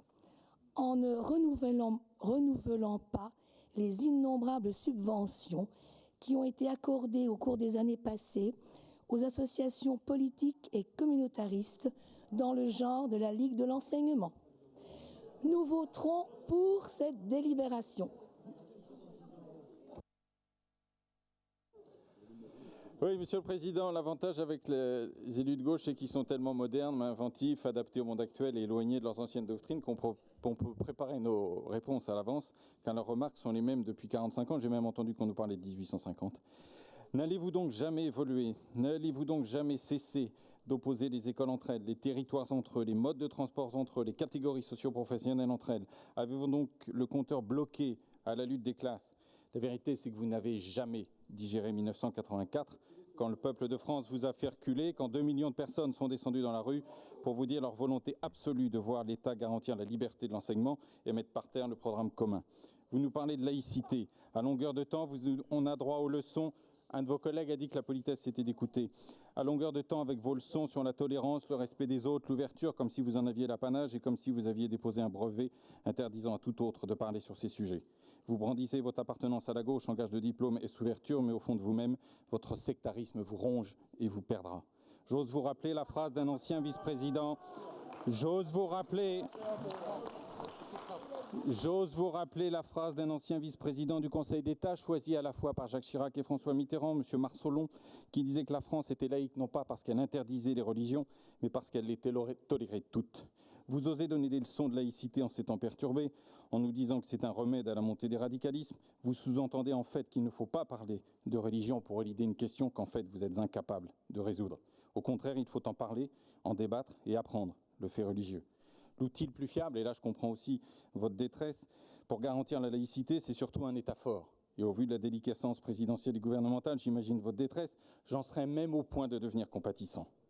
Vous faites vôtre la sortie inacceptable de Mme Vallaud-Belkacem à l'Assemblée nationale il y a quelques jours. Votre fermeture d'esprit vous conduit à des préjugés d'un ancien temps. Venez donc dans les lycées privés et vous y croiserez des catholiques, des musulmans, des juifs, des athées, des agnostiques. Vous y verrez surtout des enfants normands que notre devoir et notre volonté politique est de traiter au plus près de l'équité, que l'équité et la loi le permettent. Je rappelle que nous n'avons qu'une seule catégorie de lycéens, je l'ai dit plusieurs fois, les Normands, qu'ils soient de l'Académie de Caen ou de Rouen, du lycée Bignon de Mortagne-au-Perche ou du lycée Corneille. Tous méritent notre attention et notre soutien. Vous me permettrez de vous dire que si l'école libre, l'école des curés, comme vous dites, n'avait pas existé, mes 2 frères handicapés n'auraient jamais eu la possibilité d'apprendre les rudiments de lecture qu'ils ont et n'auraient pas pu bénéficier d'une scolarité au milieu d'enfants normaux, car l'école de la République était incapable de leur proposer quoi que ce soit.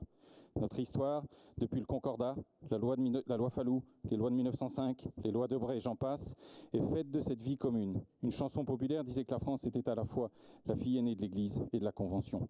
Vous ne referez pas l'histoire, ne vous en déplaise. Je pense, en ce qui concerne le traitement des lycées publics, que votre groupe n'est pas le mieux placé pour donner des leçons. Un exemple. J'ai visité il y a quelques semaines le lycée de Forges-les-Eaux, à la limite de la ruine, une véritable honte, mais qui doit son état à la seule volonté politique de l'ancienne majorité de ne pas l'entretenir pour des raisons bassement politiciennes. Allez donc dire à Mme Vallaud-Belkacem que supprimer les classes bilingues ruine l'espoir pour des centaines de gosses de sortir de leurs difficultés et de leur quartier. Allez donc lui dire qu'au nom de l'égalité républicaine, il est inacceptable de permettre aux Parisiens de bénéficier de ces classes alors que les petits Normands n'y auront pas droit. Allez donc lui dire qu'au nom de la laïcité, il est contradictoire de laisser les établissements privés maintenir ces classes alors qu'il suffit seulement d'en changer le nom pour que cela passe. Allez donc dire à vos collègues qui dirigent les régions socialistes et qui appliquent la même politique que nous en la matière qu'ils se trompent et vous verrez bien leur accueil. Je confirme qu'Hervé Morin a eu raison de proposer cette transaction. Tout d'abord, parce que la région, je le rappelle, économise au bas mot 15 millions d'euros au vu de notes de l'expert. Vous avez beau tenter de cacher la vérité, votre entêtement nous aurait conduit à une condamnation qui aurait coûté une fortune aux Normands. Je rappelle que les OGEC renoncent aux intérêts moratoires, prennent en charge leurs dépenses et les honoraires de leurs avocats. Je rappelle que les services, confiants en votre vision des choses, et vous l'aviez fait voter dans le budget précédent, avaient provisionné une somme de 30 millions, car la condamnation, vous la saviez, inévitable. Alors les leçons, ça va. Nous avons fait une économie de 15 millions. Et ces 15 millions ont ainsi pu être mis au service de la nouvelle agence économique et donc au service de l'emploi que ce qu'il reste de la majorité parlementaire de gauche démolit depuis 4 ans. La deuxième raison pour se satisfaire de cette décision, c'est que nous tenons une fois de plus une promesse de campagne. Il va falloir vous y habituer, comme il va falloir aussi vous faire au fait que vous avez perdu les élections en décembre, qu'Hervé Morin est le président et que personne ne nous empêchera d'appliquer notre politique.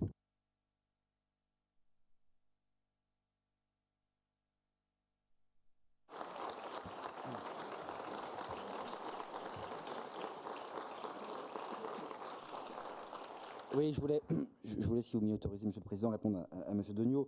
Il y avait un bon mot de Clémenceau sur Jaurès qui, je crois, disait « Je reconnais un discours de Jaurès du couloir parce qu'il conjugue tous ces verbes au futur. Et vous faites des économies au futur. C'est-à-dire qu'il n'y a pas de jugement, mais ça, vous avez déjà fait des économies.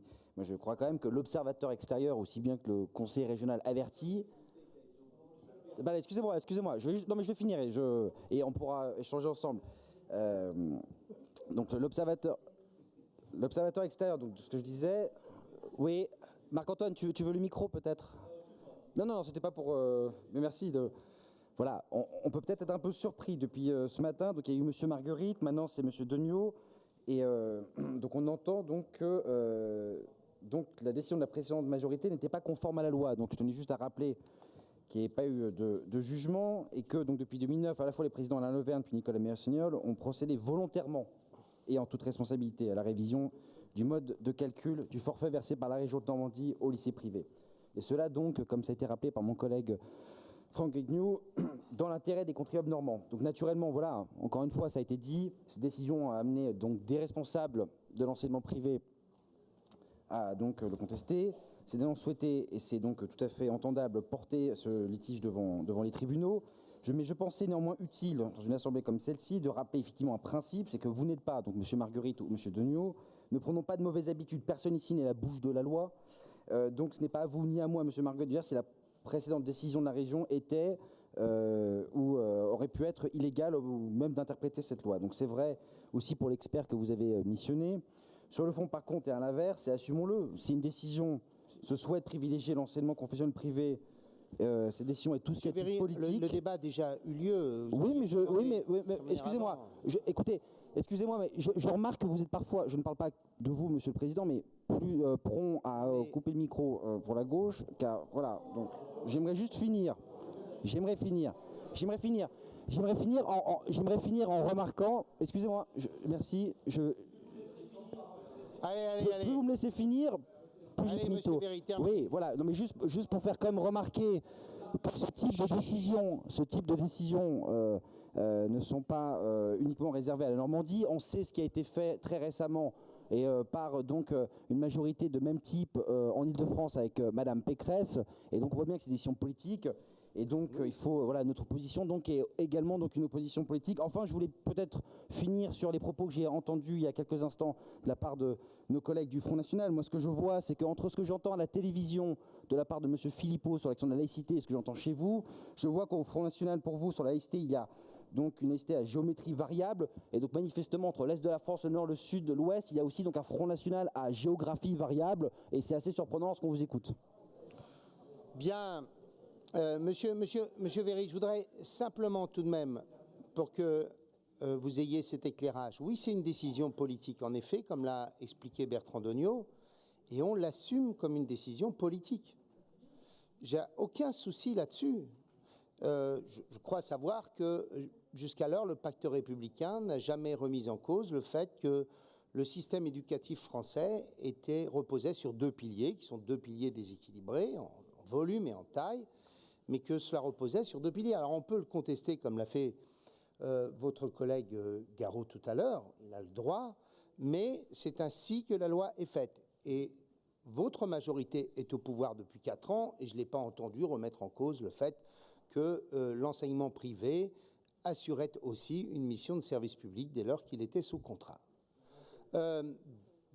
D'ailleurs, ce serait intéressant que vous essayiez, parce que je pense que par rapport aux manifestations de la CGT, vous auriez, j'imagine, des volumes un peu plus significatifs encore. Deuxième élément, j'espère que vous avez fait la leçon matin et soir à vos collègues bas-normands.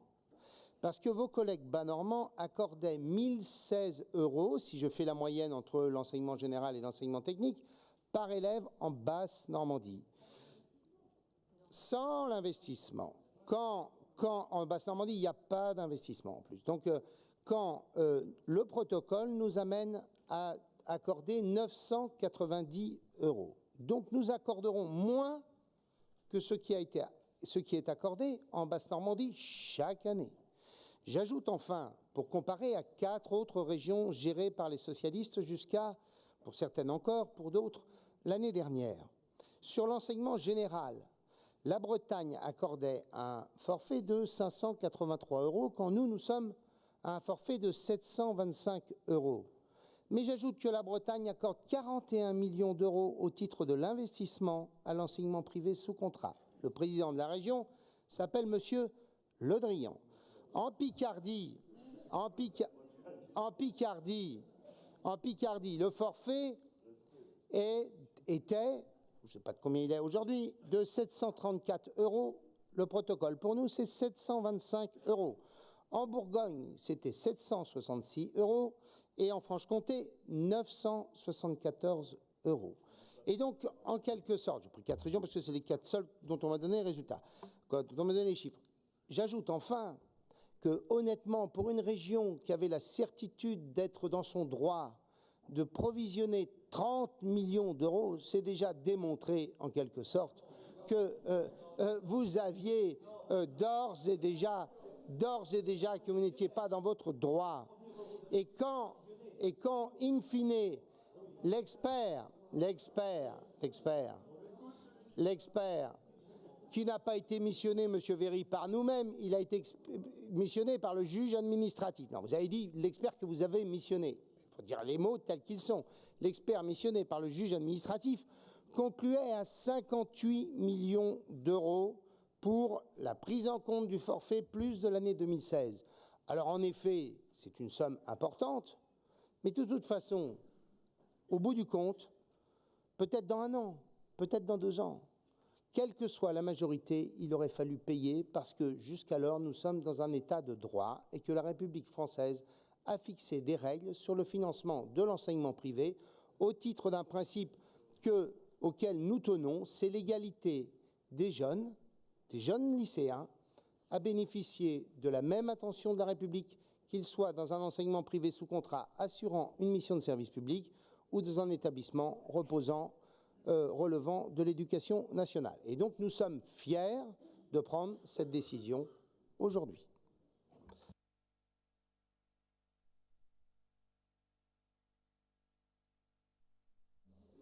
Qui est contre? Ben oui, c'est un vrai sujet de clivage. Mais c'est très bien. Très bien. Qui s'abstient?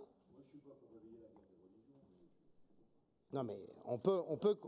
Non mais Monsieur Jumel, je trouve au moins pour Monsieur Ondois je trouve qu'il y a au moins une cohérence. Il est pour un enseignement public à 100%.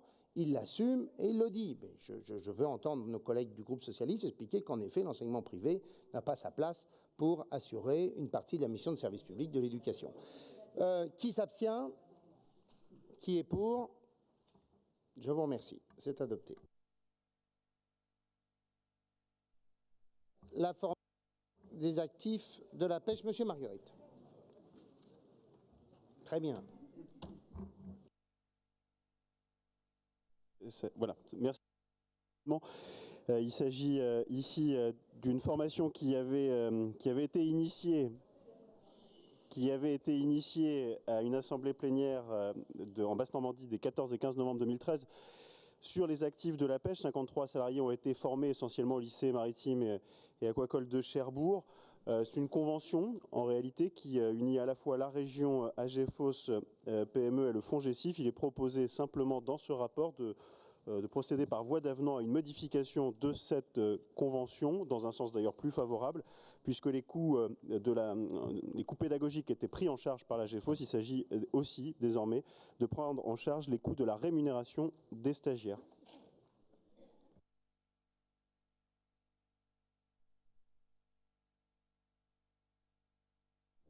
Qui s'abstient? Qui vote pour?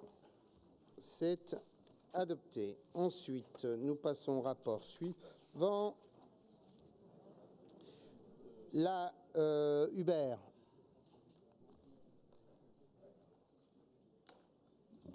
Non, François-Xavier Priolo, qui est en charge des fonds européens, va dire un petit mot. C'est un point de droit communautaire.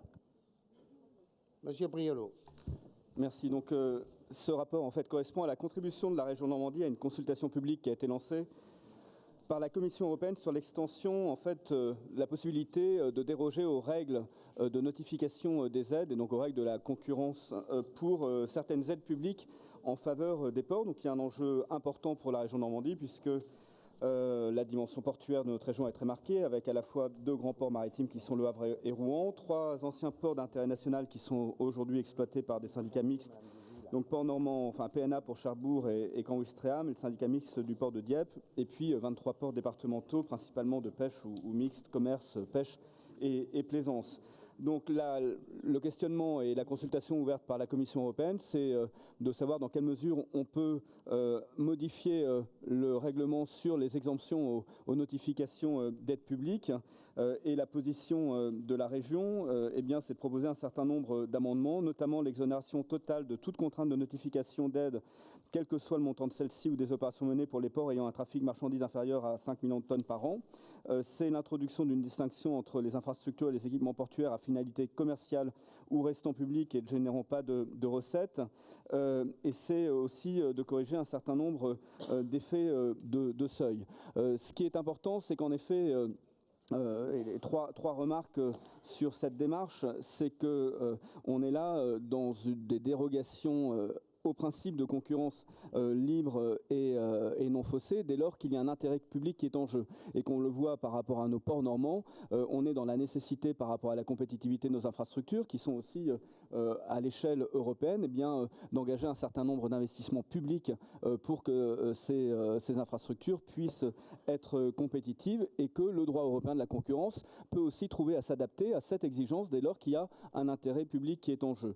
Le deuxième sujet, et la deuxième remarque, c'est que nos infrastructures portuaires, elles ont clairement une dimension européenne, et que si on a des infrastructures qui sont normandes, nationales, elles participent aussi clairement de la compétitivité de l'Union européenne au regard notamment des infrastructures portuaires de la mer du Nord. Et puis troisième sujet, c'est l'importance pour la région Normandie, eh bien, de pouvoir bien faire entendre sa voix, défendre ses intérêts auprès des institutions européennes, et d'où l'importance le plus en amont possible, eh bien, d'être présent à Bruxelles pour peser sur des sujets stratégiques pour nous, bien sûr répondre quand il y a une consultation, mais être aussi le plus en amont possible à Bruxelles pour faire avancer des dossiers et faire évoluer le droit européen au regard de nos intérêts.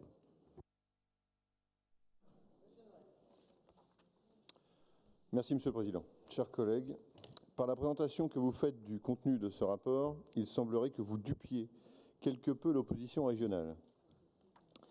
Il est vrai qu'en première lecture, cette consultation nous laisse dans un flou difficile à dissiper, mais en fouillant un peu dans les bases de données de la Commission européenne, on comprend mieux ce que couvre ce règlement général d'exemption par catégorie.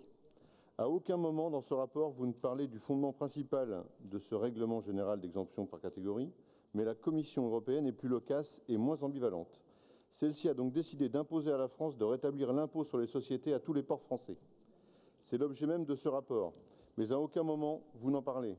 Vous choisissez volontairement de remplacer le terme impôt par celui de notification pour brouiller les pistes. On vous comprend parfaitement néanmoins. En tant que fervent européiste, on comprend que vous ayez du mal à soumettre au vote une initiative qui prouve une fois encore les méfaits de l'Union européenne. Plus que des méfaits, il s'agit d'un véritable scandale aux conséquences dramatiques. Les ports normands souffrent déjà d'une baisse d'activité et d'un retard considérable sur leurs concurrents européens à cause de l'inaction et du manque d'ambition des pouvoirs publics. Cette exemption d'impôt sur la société était une aide indirecte de l'État en faveur des ports. Le rétablissement imposé par le diktat d'une Commission européenne non élue aura de très lourdes répercussions économiques sur la Normandie, qui compte à elle seule 2 grands ports maritimes et de nombreux ports régionaux. Jamais cette délibération ni cette contribution ne parle de l'impact très préoccupant que ce RGEC pour notre région. Il ne s'agit là que de tenter de minimiser symboliquement ces conséquences sans jamais critiquer le fond de ce règlement européen. En acceptant sans quasiment aucune critique ce texte, vous prouvez votre soumission totale à Bruxelles et le peu de considération que vous faites de notre économie portuaire locale.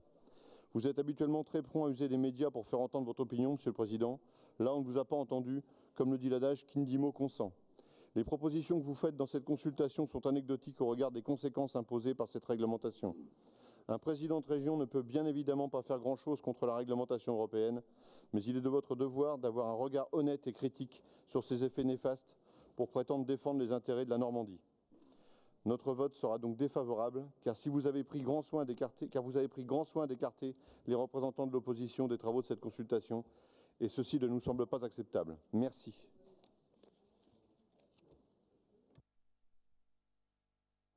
Moi, je suis cohérent. Je trouve que c'est assez plaisant de voir des gens de droite qui ont préconisé la concurrence libre et non faussée, nous proposer un rapport pour la combattre et la contredire afin de préserver nos ports. Donc, en cohérence, parce que moi, je suis conscient, nous sommes conscients depuis longtemps que la concurrence libre et non faussée percute nos territoires, fragilise nos activités. Un rapport qui souhaite la contenir, la contredire pour préserver l'investissement public va dans le bon sens et nous le voterons donc, du coup, en cohérence. Deux remarques très brèves. La première, c'est que quand le Front National dit la Commission européenne est non élue, je voudrais lui rappeler qu'elle est très légitime puisqu'elle est investie par le Parlement européen et que si vous voulez faire une comparaison avec le gouvernement national, elle n'a absolument rien à envier, au contraire un gouvernement national. Par rapport à M. Jumel, la concurrence, le gouvernement français non plus. Voilà. Sur la concurrence libre et non faussée, la concurrence libre et non faussée, elle vise à assurer l'équité entre les acteurs dans un système concurrentiel. Elle n'a jamais visé à empêcher, les investissements d'intérêt public. Voilà, c'est une vision très restrictive de la notion de concurrence libre et non faussée. Bien, alors, qui est contre ? Vous, j'imagine, non? Voilà. Qui s'abstient? Qui est pour? C'est adopté. Alors, Sophie, l'agence. Bien. Donc, vous avez pu prendre connaissance de la proposition qui est faite pour la composition des différents organes, et je tiens bien à préciser les choses, qui composent d'une part le conseil d'administration, le directoire consultatif et le conseil territorial de l'agence, l'ADN, et d'autre part le conseil d'administration et le comité d'investissement du Fonds Normandie Participation. Et que donc du coup, ça appelle bien une distinction entre les deux structures, puisque comme vous le savez, elles sont juridiquement séparées. Qu'elles répondent à plusieurs objectifs. La simplification, vous le savez, qu'elles ont été composées en fonction de la répartition des territoires par secteur d'activité, avec nos partenaires institutionnels particulièrement investis aussi dans cette composition, et que pour les propositions qui seront à faire tant pour les collectivités locales que pour les chambres consulaires, eh bien, ce seront à elles, pour répondre à M. Jumel ce matin, de nous faire leurs propositions sur les personnes qu'elles souhaiteront voir siéger. Elles répondent aussi à la volonté exprimée par rapport aux objectifs de l'ADN et à son rôle auprès des entreprises, un souci d'efficacité dans la tenue de réunions régulières, et à un souci aussi d'autonomie par rapport aux façons dont les dossiers vont être gérés le plus rapidement possible pour que nous puissions répondre aux entreprises dans un délai de 2 mois. Et pour apporter des précisions, je tiens à rappeler qu'il y aura effectivement un contrôle sur les décisions qui seront prises par le CA, puisque ça passera par les élus en commission permanente. Le Fonds Normandie Participation, ce sont aux chefs d'entreprise qui ont une compétence avérée et une expertise en la matière de décider, de donner un avis sur l'entrée ou non en capital des entreprises normandes. Ce sera le rôle du comité d'investissement, je tiens à le rappeler. Sur les observations qui ont été faites ce matin, je ne vais pas vous citer l'ensemble des noms, vous les avez, mais je voudrais apporter plusieurs précisions. Alors, par rapport aux observations faites par Hélène Mialon-Burga, oui, effectivement, je partage aussi le fait qu'on retrouve finalement peu de femmes, mais je fais la distinction parce que ce matin, le reproche qui nous a été fait, c'était au total sur l'ensemble des deux dispositifs. vous regarderez quand même qu'au sein du conseil d'administration de l'agence, le conseil d'administration, bah si, elles sont 30%. C'est à peu près la moyenne en Normandie des femmes chefs d'entreprise et des cadres dirigeants d'entreprise. Comme vous, je ne m'en satisfais pas, mais c'est malheureusement aussi le reflet de la réalité économique et de la place des femmes dans les chefs d'entreprise. C'est aussi pour ça que nous souhaitons mettre en place avec David Marguerite un plan de formation, et c'est le cadre aussi des discussions qui ont lieu sur la formation professionnelle et l'apprentissage, qui favorise l'entrée des places des femmes dans les entreprises. Et c'est également le cas dans toutes les initiatives qui peuvent être prises sur les territoires pour soutenir l'entrepreneuriat au féminin. Donc comme vous, ce constat est finalement aussi le reflet de la réalité économique qui est en Normandie. Mais je le précise, le conseil d'administration, c'est 30% de femmes chefs d'entreprise.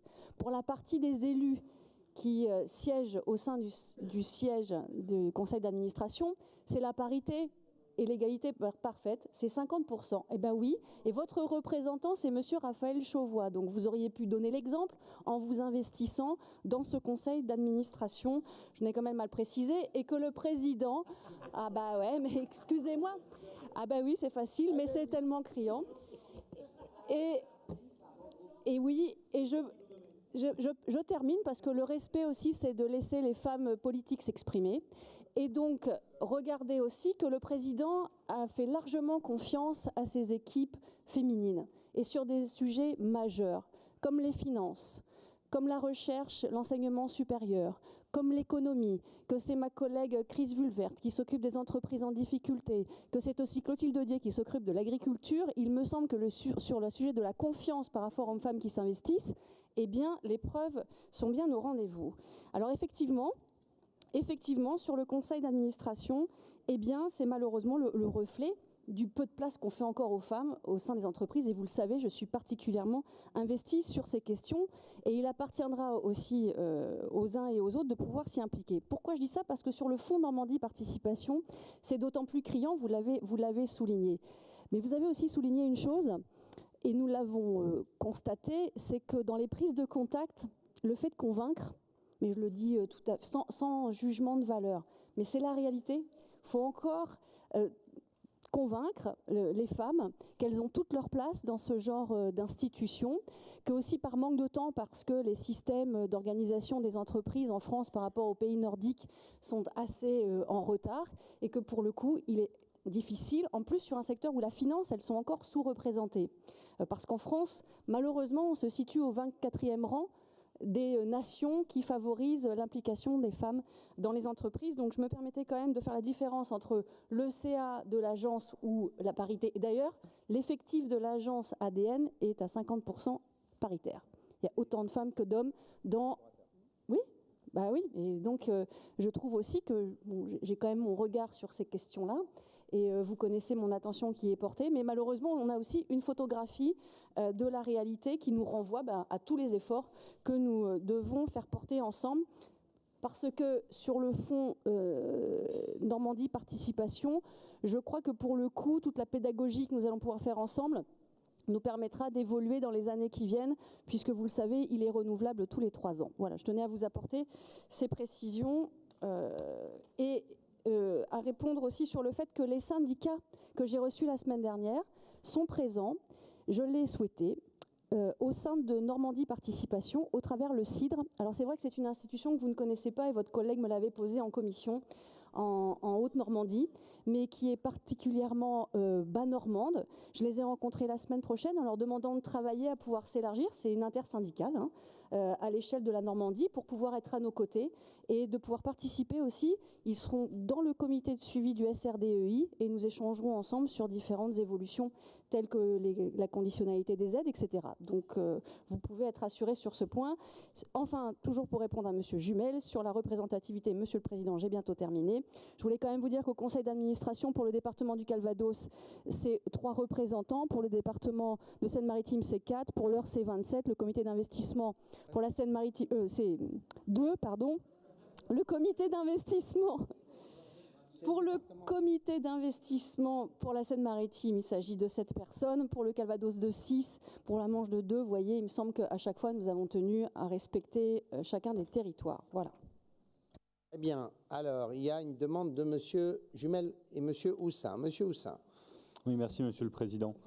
Lors de la première réunion de la Commission développement économique, mais aussi lors de notre dernière séance plénière, les élus Front National avaient insisté sur la nécessité d'une représentation équitable de l'opposition dans le conseil d'administration de l'ADN. Nous regrettons de ne pas avoir été entendus sur ce sujet. En effet, avec un conseil d'administration composé d'un représentant pour la gauche et d'un seul représentant pour le Front National, contre 12 pour les élus de votre majorité, la représentation de l'opposition est nettement insuffisante. Par ailleurs, comme il n'y a aucun système de suppléants, notre groupe risque d'être parfois totalement absent d'un conseil d'administration de l'ADN, cela alors même que nous jugeons cet organisme capital et que nous soutenons depuis toujours sa mise en place. Au-delà du mépris que vous affichez pour la représentation de l'opposition, nous constatons que les choix effectués pour les représentants du monde de l'entreprise sont relativement cohérents, mêlant responsables de grandes entreprises, patrons de PME et autodidactes ayant créé leur activité dans des secteurs diversifiés. En raison de nos réserves sur la représentativité de l'opposition, nous abstiendrons sur la composition de ce conseil d'administration. Monsieur Jumel.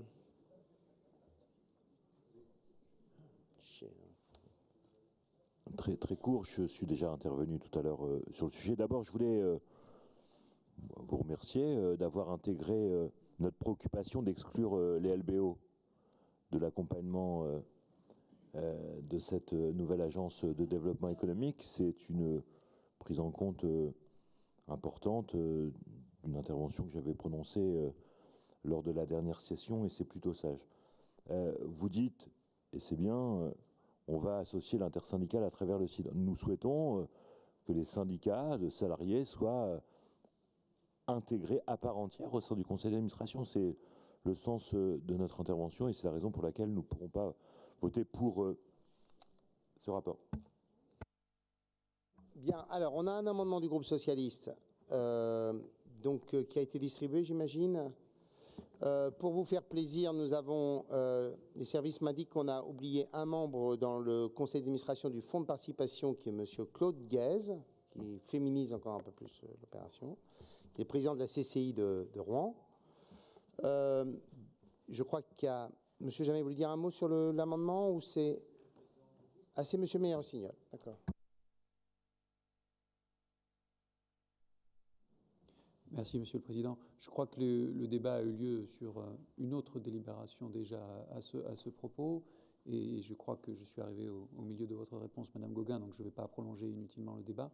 Simplement expliquer que l'amendement que nous soumettons, j'y ai déjà fait allusion ce matin dans mon propos liminaire, vise tout simplement à instaurer, comme c'est le cas dans d'autres instances, je vais y revenir, le principe de parité. Ça existe déjà, vous le savez, à la Banque publique d'investissement, au conseil d'administration et au comité d'orientation qu'il faudrait d'ailleurs réunir au niveau de la région.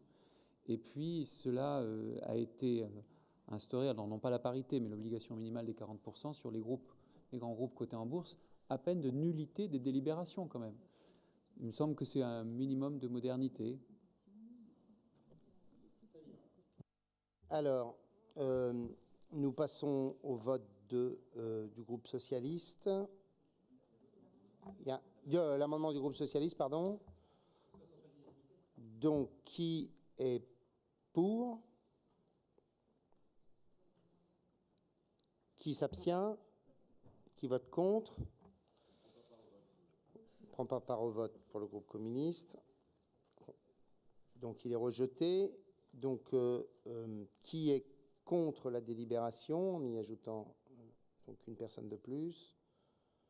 Très bien. Qui s'abstient? Qui est pour? C'est adopté. Le rapport sur les services publics locaux, qui est le rapport suivant, qu'on ne m'a pas préparé.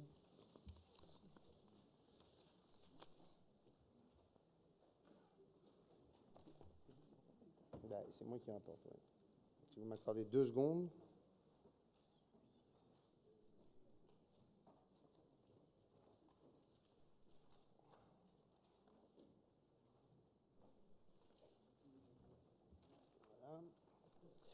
Bien, donc, comme vous le savez, s'il s'agit d'une commission absolument centrale et majeure, qui est la commission consultative des services publics locaux, il vous est donc proposé une représentation proportionnelle dont vous avez les noms. Vous avez aussi un certain nombre de propositions sur des membres d'associations locales. Qui veut prendre la parole sur ce sujet? Personne. On va passer au vote. Qui est contre? Qui s'abstient? C'est adopté. Rapport suivant. La modification de la composition des commissions intérieures avec une ou deux modifications qui étaient demandées par certains groupes. Vous avez là le tableau annexé. Ça fait pas d'observation. Qui est contre? Qui s'abstient? C'est adopté. Rapport suivant.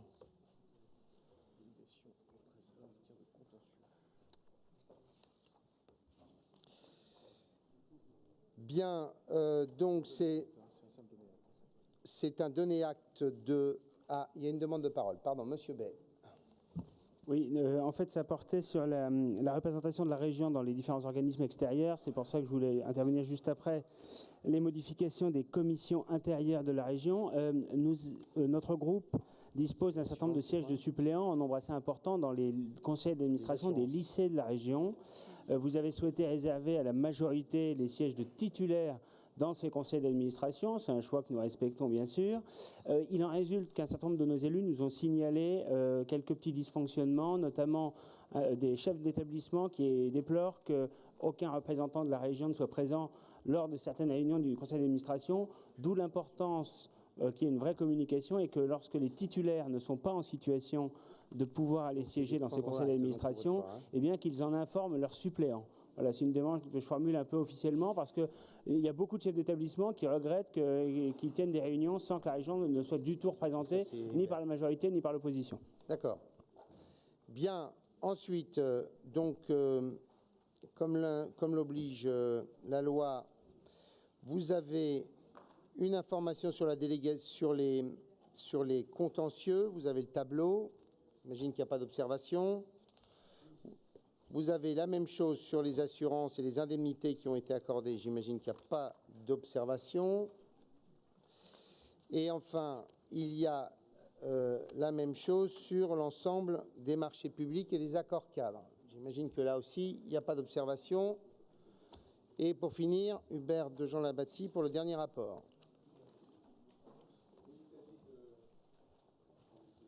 Oui, pour terminer, messieurs et mesdames, chers collègues, Monsieur le Président, c'est une prise d'acte de remise des rapports annuels des délégataires de 4 lignes de bus régionales. Elle concerne principalement l'ex-Haute-Normandie. Et vous avez un tableau qui vous donne les chiffres d'exploitation. Comme nous sommes en fin de journée, je vous propose d'en retenir l'essentiel. Une ligne qui est stable en termes de fréquentation, qui est Rouen-Évreux, avec un trafic élevé de 127 000 voyageurs. Ensuite, nous avons une ligne en croissance qui est celle de Rouen-Ponto-de-Mer et 2 lignes en forte baisse qui sont Yvetot-Saint-Valery et surtout Dieppe-Gisors à moins 12,7%.